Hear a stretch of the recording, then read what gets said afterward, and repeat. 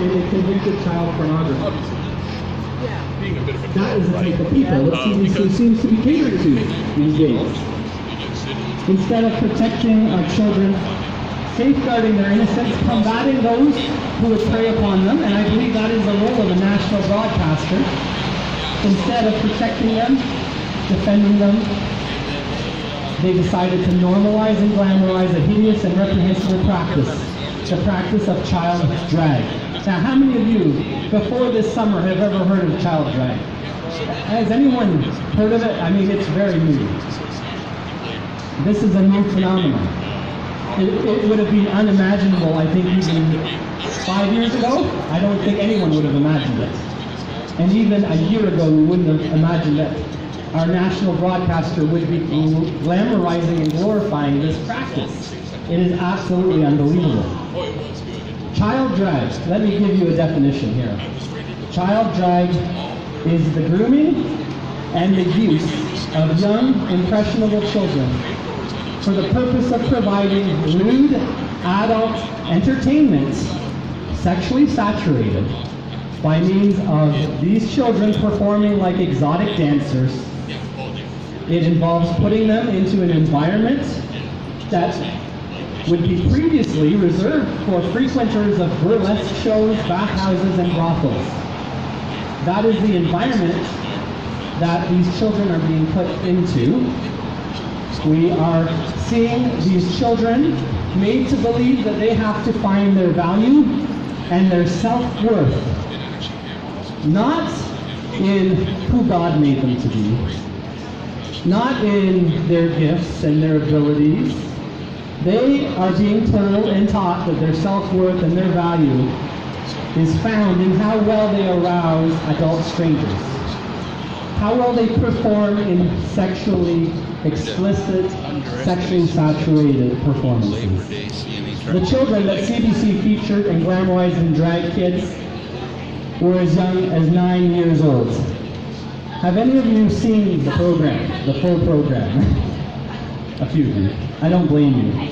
I watched bits and pieces, and last night I figured I had to watch the whole thing beginning to end if I'm going to be here and talk about it. And it's just, it's horrible. Can you imagine 9 years or younger? Because these kids, the ones they featured were 9, 10, 11, and 12. There were 4 of them, 3 boys and 1 girl. And they don't just start out at age 9, I'll tell you. This is starting when they're 4 and 5 and when they're younger, okay, to get them to that point. And that 9-year-old goes by the name of Lactatia, which means lactating, a boy who goes by that name. And I just wanted to, I don't want to have us dwell on this too much because it is a horrible thing to think about. But here we have little children, okay, and I want you to think of your own children or grandchildren, nieces and nephews. I want you to think of people in your life. So imagine little children who should be playing outside, who should be doing their schoolwork, who should be having fun with their friends and the neighbors, little children who should know nothing of sex and sexuality and sexual arousal and sexual orientation. They should know nothing of these things. These little children are being dressed up like prostitutes, basically. They're being dressed up like exotic dancers. These are boys mainly. They're being dressed up in this exaggerated makeup, put in women's dresses. They're being put in high heels. They're made to learn dance moves that strippers learn. And they go up onto the catwalk and they go up onto the stage. And there are these crowds of adults who are totally aroused. And they are cheering and they're wild. Sometimes they're throwing money. And they're watching these children. Can you think of your child or your grandchild, your niece or your nephew in that situation? Because that's what CBC wants you to imagine. Because they're promoting this. They're saying this is good and this is all right and this is healthy. Before this Drag Kids program aired on July 25th, they aired a promotional piece on their CBC Kids News channel. And on that piece, they featured the 4 children. And they were showing them as this is the greatest thing in the world. And they're showing this promo piece to children because they want to convince other children that this is okay. It's absolutely reprehensible. Friends, I want to ask you, is this what you want from your taxpayer-funded national Canada-wide broadcaster? Is this what you want to pay for with your tax dollars? No. This is garbage. We brought our concerns to CBC Ombudsman Jack Nagler. Jack Nagler is the Ombudsman. He is supposed to provide accountability. He is supposed to provide oversight to make sure CBC is following ethical guidelines and standards. We presented it to him before Drag Kids went to air, and we have been bombarding him with phone calls and emails. We presented tens of thousands. We have over 21,000 people who signed our petition. And I know personally thousands of people have been phoning. He has admitted that in the month of July he received more complaints about drag kids than any other single issue. And that's thanks to you guys here and all the other supporters we have and those who helped share the message. Number 1 issue in July. Do you think he would investigate? Number 1 issue, we're making the allegation that there may be sexual exploitation of children. We're saying this is something that might promote child porn and pedophilia. Do you think he would investigate? Should he? Yes. If one person comes to him and gives that type of complaint, he should investigate. But if 21,000 people come to him and bring a complaint of child sexual exploitation, what is wrong when he is doing nothing? Nothing. He just said, oh, it's the number 1 complaint you received in July. He didn't even do a review, not a formal review. He said he was sorry that there are so many people offended. That's what I heard. He's sorry you're offended. Shame. Shame on the CBC. I'm going to read to you some of the comments he made in his response. What did Mr. Nagler say to us? Here's one quote. In terms of the journalism, which is my mandate, Drag Kids adheres to CBC standards. It adheres to CBC standards? Well, their standards must be pretty low. Here's another thing he did. I have shared your email with the programmers responsible. Well, that's going to be really helpful. Imagine if you were saying you're accusing someone of stealing, and you go to the police and you say, this person, he stole. And the police says, oh, okay, I'll forward your concern to the thief. How useful is that? Okay, what type of oversight is that? Here's another thing he said. Regarding the upcoming broadcast of the Drag Kids documentary on CBC Docs POV, there are almost no circumstances in which I would intervene before the air date. So what's his job if it's not to intervene when this issue is being brought to him, something so serious? There was no investigation, as I said, no review, nothing. No one checking in to see if it really violated CBC standards, ethical standards, or criminal code standards. They have none. No apology, no retraction, nothing to give the other side. Simply them saying that they're sorry they offended us. CBC, in fact, has not only refused to act, they have gone to the other extreme. Ms. Sandra Kleinfeld, she's the CBC Senior Director who's responsible for Drag Kids. If you watch the Drag Kids show, her name appears in the credits at the end. She actually had the gall to claim Drag Kids is family-friendly entertainment. Oh my God. Okay? Children parading as sex objects. In the show, when you watch them, you're seeing them paraded as sex objects.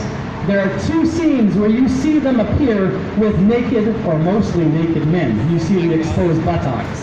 In 2 scenes in Drag Kids. And she says, this is suitable viewing for all ages. That's her quote. She's a pig. Okay? I'm getting upset about this, I'm sorry.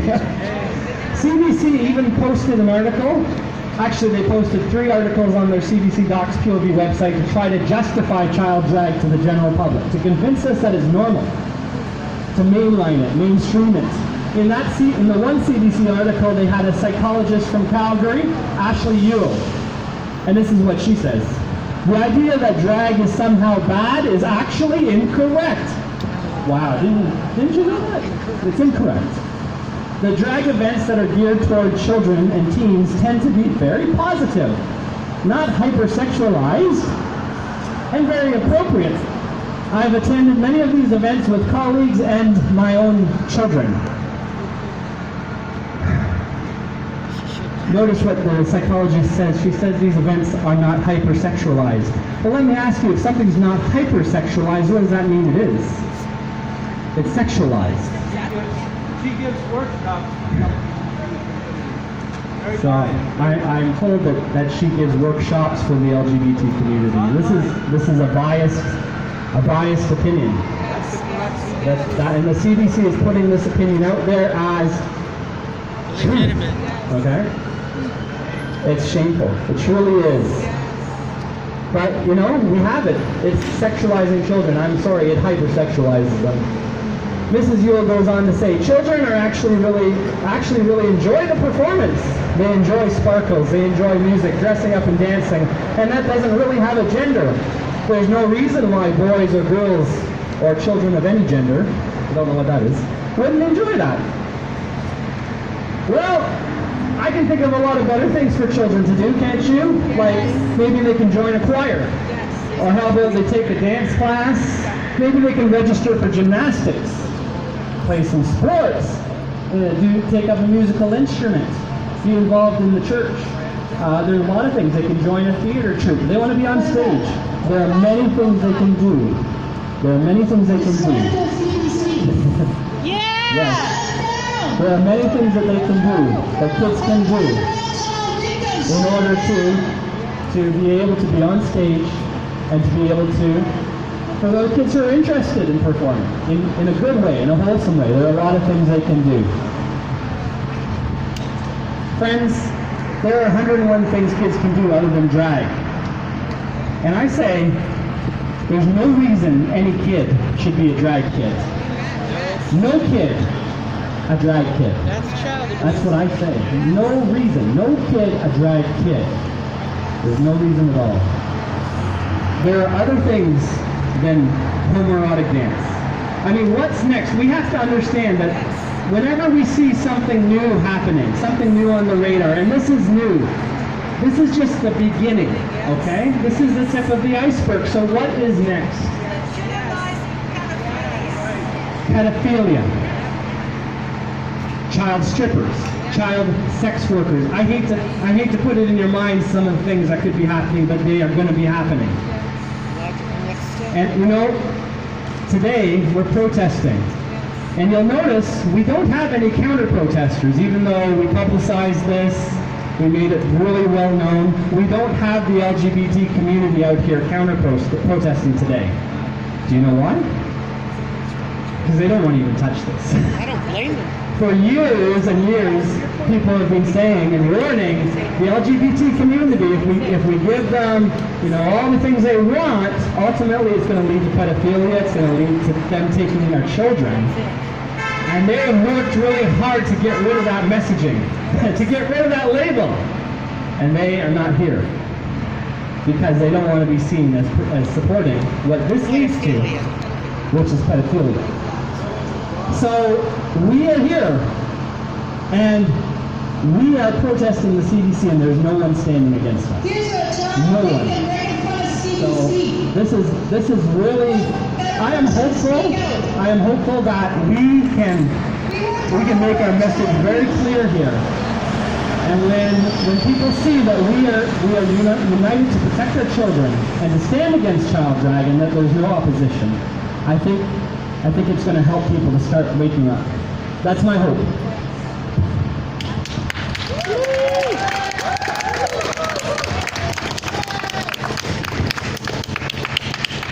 But I really believe that child drag is really the narrow edge of the pedophilia wedge. I really think so. Because we see this happening. It's not just happening here in the Drag Kids program. We see it. There was this drag queen story hour. Have you heard of the drag queen story hour? It's happening in our libraries. In Toronto for sure. Even in my library in Woodstock, Waterloo, even small towns. Little kids are being read to in little reading circles in a supposedly safe public library. They're being read to from drag queens, men dressed in heavy feminine makeup, seductive alluring attire.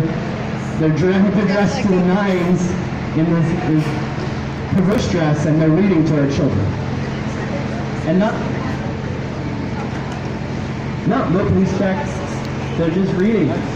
And you know what else is happening? I was talking to a mother just recently who's got kids in the public school system. I advise against that, but sometimes you have no choice. Okay, she's got kids in the public school system, and she said her high school son brought home a flyer for drag races at the school. Drag races, no, not cars driving around the circuit. We're talking about kids who are being told, come to school dressed in drag. They're going to have a top drag queen of the school and a top drag king, and they're going to perform in order to win this drag race. And this is not just in one school, this is happening in many public schools, I was told. This year, this is happening, this is new, and it's just taken off right now, and we have to stand against it. I believe, and I know there are thousands of others like you and me who believe that what is happening is not only unethical and immoral, but it is criminal. Yes. It is absolutely criminal. Yes. Okay? We have a criminal code, and in section 152, well, 151, 152, and 153 deal with child sexual exploitation, children of different years, ages. Section 152 says it's a crime to counsel, incite, or invite a child to do anything remotely sexual, like anything at all, to just counsel. So certainly having a child do sexualized dance moves, to portray themselves as having sex in a artistic way, I guess you can call it, to do that, to counsel them to do that is illegal. Okay? And then section 163, and this pertains to the CBC more than anything else, I think. So I'm going to read the whole thing here because this is important, and really this is what we are bringing to the people at CBC today. Section 163, or Section 163, 1, subsection 3. Every person who transmits, makes available, distributes, sells, advertises, imports, exports, or possesses for the purpose of transmission, making available, distribution, sale, advertising, or exportation any child pornography is guilty of an indictable offense and liable to imprisonment for a term of not more than 14 years and to a minimal punishment of imprisonment for a term of 1 year. Let me ask you this. What has CBC done but transmit child pornography? Exactly. Yes. Okay? Okay, they didn't show the kids naked, not totally. They showed them stripping different things, but not totally. They didn't show them totally naked. No, I agree, they didn't. Technically, okay, the kids weren't totally naked. That doesn't matter. That's just being legalistic. Okay, they're showing these kids with mostly naked adults performing sexualized moves. And they are showing them the number one thing that they're doing that's child pornography related. They are showing these kids as objects of sexual pleasure. If you show a child, I don't care if the child's totally dressed, but if you portray a child as an object of someone's sexual pleasure and fantasy, then I don't care how you portray it, that's child porn. That is child pornography. It's a visual demonstration of a child who is being shown for sexual gratification. This, I believe it's criminal. And I want to ask the question, why isn't Miss Kleinfeld, the director, facing criminal charges? Why not? Do you think the police should act? Okay? I think they should act. Yes. We have reached out to police, we've reached out to Child Protective Services. I've had silence. I've seen some people who got a response who said, from the RCMP, they said, oh, that's not a jurisdiction. Okay, again, an allegation of child sexual exploitation. Shouldn't that be everyone's jurisdiction? I don't care who you are. If there's one complaint, it should be investigated. But why do the police want to do nothing? Again, it's this perception, it's a political issue. LGBT, they don't want to be seen as the bad guys. This goes beyond that. We need some courageous people to stand up in the police, some courageous people in our government, some courageous attorney general, and lay charges of breaking section 163.1 subsection 3. We need that to happen. Because until something like that happens, we're going to be ignored. But I am hopeful. I am very hopeful when I see all of you out here today, and I see there is no opposition. No opposition. This is hopeful. Have you heard of what they're doing down in the state of Ohio? Has anyone heard about Ohio? The House of Representatives in Ohio. They are proposing to explicitly state what we all know implicitly, that child drag is nothing less than sexual exploitation. Nothing less. There's a bill in the Ohio House right now, and this is what the bill says. I'm going to read it to you. No person shall do any of the following to a child under 18 years of age, or a mentally or physically handicapped child under 21 years of age. So no one shall do this. Entice, coerce, permit, encourage, compel, hire, employ, use, or allow the child to act, model, or in any other way participate in, or be photographed for the production, presentation, dissemination, or advertisement of any material or performance that the offender knows or reasonably should know is obscene, is sexually oriented, or is nudity-oriented material. So what is wrong with us here in Canada? Okay? What is wrong with us here? What is wrong with our police, our political elite? What is wrong with our national broadcaster? I heard Trudeau. We have a liberal elite ruling, and they are reaching into a lot of areas, including the CBC, including media. They corrupt a liberal leadership, and they are corrupting everything they're touching. So what is wrong? Well, I am hopeful. I'm hopeful because you're here. I'm hopeful because a lot of people have told me that they'd love to be here and they couldn't because of the weekends, but they're with us in spirit. I'm hopeful because over 21,000 people signed our petition to stop drag kids, to start an investigation. I'm hopeful. And I'm hopeful that we are not choosing to remain silent. We are choosing to stand up for our children and the children of our country, to protect them, to defend them, to deliver them. We are not going to be silent. We are going to speak up. We're going to speak the truth in love. And we're going to do it for the kids. So I do want to thank you for coming. I thank you for taking the time out of your weekend. I thank God for a beautiful day. Just beautiful weather. Praise Him for that. And you know what? I'm glad that I can meet you here and get to know you. If you haven't come and talked to me personally, please do. We're going to be here until 2. And what I'd like you to do, as much as possible, to have those signs pointed out to the street to let people see them. We can kind of walk up and down if you want. But I want people to see those signs, and I want us just to be a presence here. If you need to leave earlier, fine, no problem. And like I say, if you haven't met me in person, I would like to meet you. All right? I don't know if anyone has any other comments. Yes, just a second. little bit uplifting for all of us. What God said about this kind of people. He said, "But if you cause one of these little ones who trust in me to fall into sin, it would be better for you to have a large millstone tied around your neck and be drowned in the depths of the sea."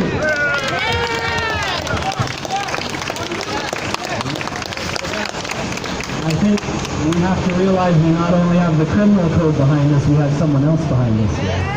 Okay, so keep that in mind. It's never been this battle that we're fighting. Sometimes it's lonely, and sometimes it's a small number. But you know, 1 plus God is a majority. It doesn't really matter. And I know that this is going to make an impact today. So thank you for coming. All right, God bless you.